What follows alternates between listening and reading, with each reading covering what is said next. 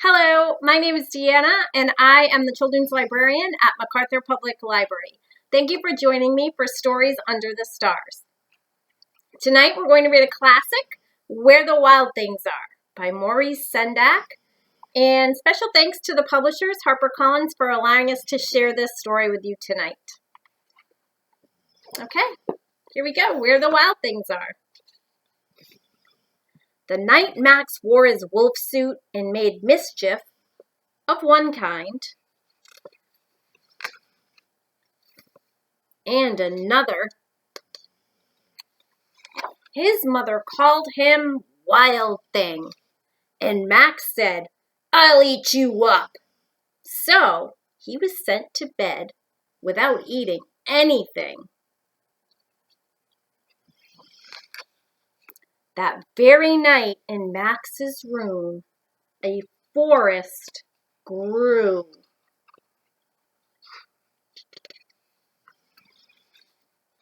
And grew and grew until his ceiling hung with vines and the walls became the world all around.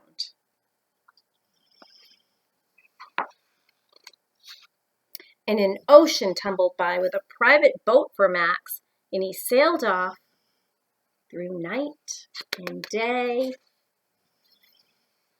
in and out of weeks and almost over a year, to where the wild things are.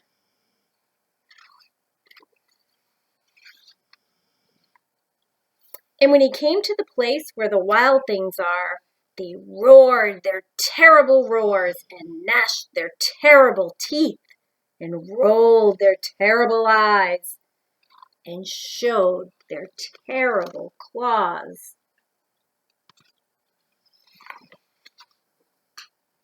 Till Max said, "Be still," and tamed them with his magic trick of staring into their yellow eyes without blinking once, and they were frightened and called him the most wild thing of all.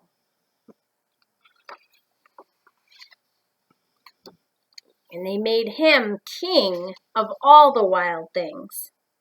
"And now," cried Max, "let the wild rumpus start." And there they are rumpusing. A rumpus is kind of like a big party.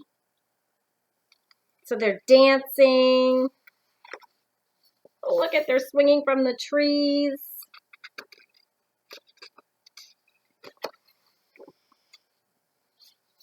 And Max is getting a piggyback ride.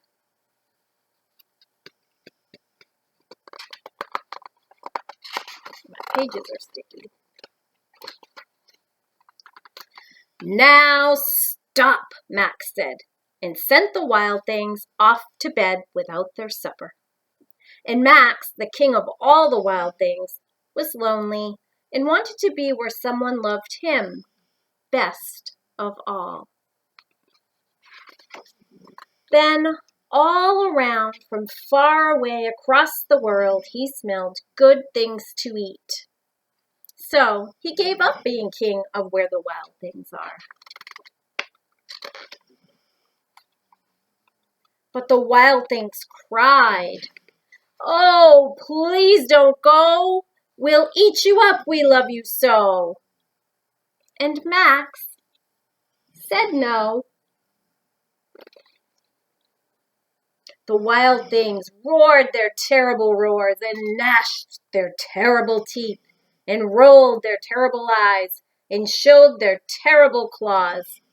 But Max stepped into his private boat and waved goodbye.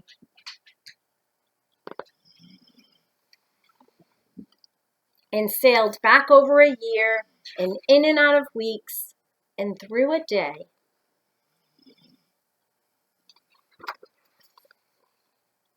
And into the night of his very own room, where he found his supper waiting for him. And it was still hot. That is the end. Sleep tight, everyone. I will see you next time on Stories Under the Stars.